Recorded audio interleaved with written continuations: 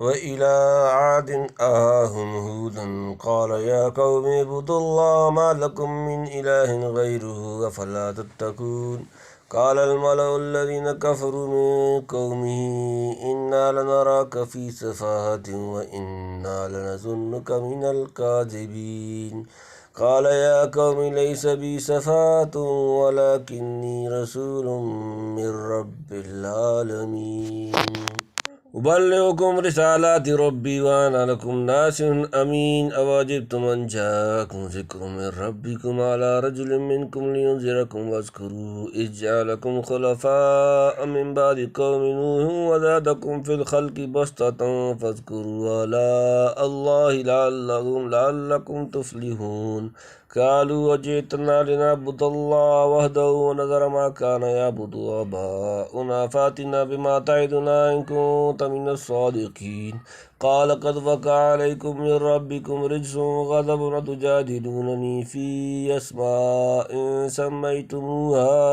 أنتم وآباؤكم ما نزل الله بها من سلطان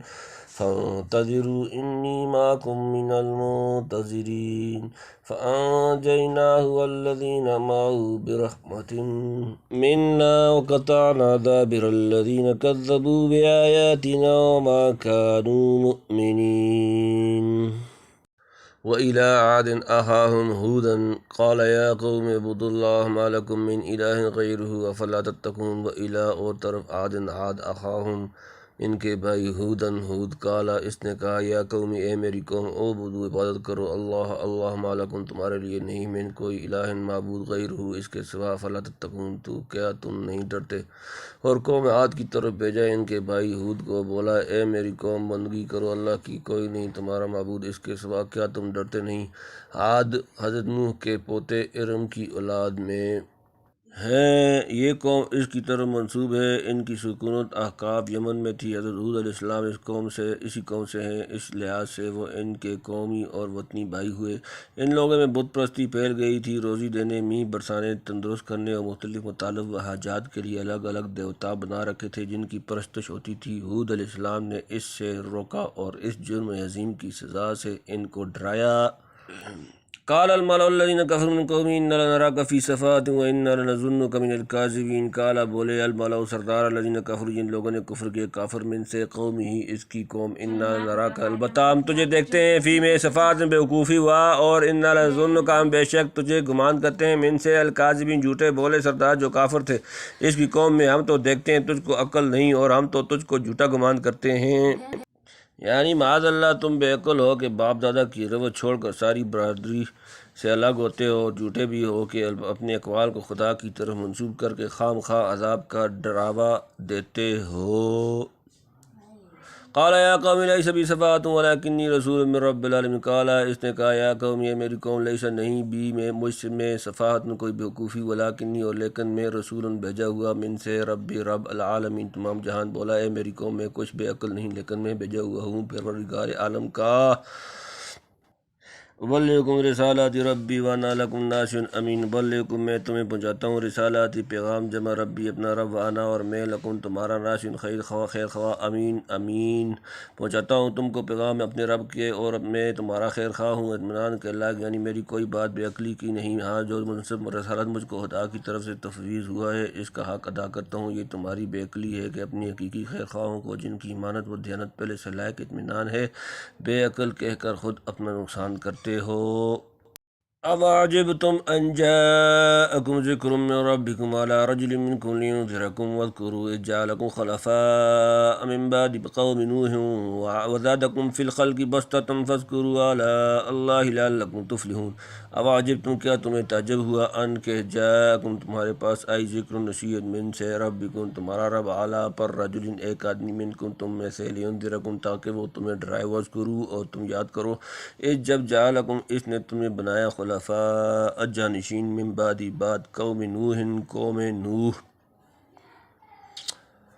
وزادکم اور تمہیں زیادہ دیا فی میں الخلق خلقت جسم بستتاً پھیلاؤ فذکروا سو یاد کرو اعلیٰ نعمتیں اللہ لعلکم تاکہ تم تفلحون فلاح کامیابی پاؤ۔ کیا تم کو تعجب ہوا کہ آئی تمہارے پاس نصیحت تمہارے رب کی طرف سے ایک مرد کی زبانی جو تم ہی میں سے ہے، تاکہ تم کو ڈرائے، اور یاد کرو جب تم کو سردار کر دیے پیچھے قوم کو نوح کے اور زیادہ کر دیے تمہارے بدن کا پھیلاؤ، سو یاد کرو اللہ کے احسان تاکہ تمہارا بھلا ہو۔ یعنی قوم نوح کے بعد دنیا میں تمہاری حکومتیں قائم کیں اور اس کی جگہ تم کو آباد کیا، شاید یہ احسان یاد دلا کر اس پر بھی متنبہ کرنا ہے کہ بت پرستی اور تکذیب رسول صلی اللہ علیہ وآلہ وسلم کی بدولت جو حشر ان کا ہوا وہ کہیں تمہارا نہ ہو۔ جسمانی قوت اور ڈیل ڈول کے اعتبار سے یہ قوم مشہور تھی۔ جو احسانات مذکورہ ہوئے وہ اور ان کے علاوہ خدا کے دوسرے بے شمار احسانات یاد کر کے اس کے شکر گزار اور فرمانبردار بننا چاہیے، نہ یہ کہ منو حقیقی سے بغاوت کرنے لگو۔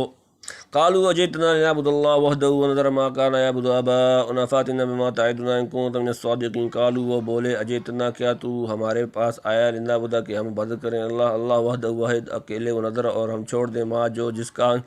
یعبد پوجتے تھے آباؤنا ہمارے باپ دادا، فاتنا تو لے آؤ ہم پر بما تعدنا جس کا ہم سے وعدہ کرتا ہے، اگر کنتا تو ہے من سے الصادقین سچے لوگ۔ بولے کیا تو اس واسطے ہمارے پاس آیا کہ ہم بندگی کریں اللہ اکیلے کی اور چھوڑ دیں جن کو پوچھتے رہے ہمارے باپ دادا، پس تو لے آ ہمارے پاس جس چیز سے تو ہم کو ڈراتا ہے اگر تو سچا ہے، یعنی جس عذاب کی ہم کو دھمکی دیتے ہیں، اگر آپ سچے ہیں تو وہ لے آئیے۔ قال قد وقع عليكم من ربكم رجس وغضب وتجادلونني في أسماء سميتموها أنتم وآباؤكم ما نزل الله بها من سلطان فانتظروا إني معكم من المنتظرين۔ قال اس نے کہا قد وقع البتہ پڑ گیا علیکم تم پر من سے ربکم تمہارا رب رجس عذاب وغضب اور غضب، وتجادلوننی کیا تم جھگڑتے ہو مجھ سے فی میں اسماء نام جمع سمیتموها تم نے ان کے رکھ لیے ہیں، انتم تم وآباؤکم اور تمہارے باپ دادا، ما نزل نہیں نازل کی اللہ بہا اس کے لیے من کوئی سلطان سند، فانتظروا انتظار سو تم انتظار کرو، انی بے شک میں معکم تمہارے ساتھ من سے المنتظرین انتظار کرنے والا۔ کیا تم کہا تم پر واقع ہو چکا ہے تمہارے رب کی طرف سے عذاب اور غصہ، کیوں جھگڑتے ہو مجھ سے ان ناموں پر کہ رکھ لیے ہیں تم نے اور تمہارے باپ دادوں نے، تمہاری نہیں اتاری اللہ نے ان کی کوئی سند، سو منتظر رہو میں بھی تمہاری ساتھ منتظر ہوں۔ یعنی جب تمہاری سرکشی اور گستاخانہ بے حیائی اس حد تک پہنچ چکی تو سمجھ لو خدا کا عذاب اور غضب تم پر نازل ہی ہو چکا۔ اس کے آنے میں اب کچھ دیر نہیں بتوں کو جو کہتے تھے کہ فلاں رزق دینے والا ہے اور فلاں ہی برسانے والا اور فلاں بیٹا عطا کرنے والا، وعلیٰ ھذا القیاس یہ محض نام ہی نام ہیں جن کے نیچے کوئی حقیقت اور واقعیت نہیں۔ خدائی صفات پتھروں میں کہاں سے آئیں؟ ان نام کے معبودوں کے پیچھے جن کی معبودیت کی کوئی عقلی سند نہیں بلکہ کل عقل و نقلی دلائل جس سے مردود ہو جاتے ہیں۔ تم دعویٰ توحید میں مجھ سے جھگڑے اور بحثیں کرتے ہو جب تمہارے جہل اور ثقافت و نات کا پیمانہ اس قدر لبریز ہو چکا ہے تو انتظار کرو کا فیصلہ کر دے، میں بھی اسی فیصلے کا منتظر ہوں۔ فانجیناہ والذین معہ برحمۃ منا فقطعنا دابر الذین کذبوا بآیاتنا وما کانوا مؤمنین۔ فانجیناہ تو ہم نے اسے نجات دی، بچا لیا، والذین اور وہ لوگ جو معہ اس کے ساتھ رحمت سے منا اپنی وقطعنا اور ہم نے کاٹ دی دابر جڑ الذین وہ لوگ جو کذبوا انہوں نے جھٹلائے بآیاتنا ہماری آیات، وما اور نہ کانوا تھے مؤمنین ایمان لانے والے، پھر ہم نے بچا لیا اس کو اور جو اس کے ساتھ تھے اپنی رحمت سے، اور جڑ کاٹی ان کی جو جھٹلاتے تھے ہماری آیتوں کو اور نہیں مانتے تھے۔ یعنی ان پر 7 رات اور 8 دن تک مسلسل آندھی کا طوفان آیا جس سے تمام کفار ٹکرا کر اور پٹک کر ہلاک کر دیے گئے۔ یہ تو عاد اولیٰ کا انجام ہوا۔ اور اسی قوم کی دوسری شاخ سمود جسے عاد ثانیہ کہتے ہیں اس کا ذکر آگے آتا ہے۔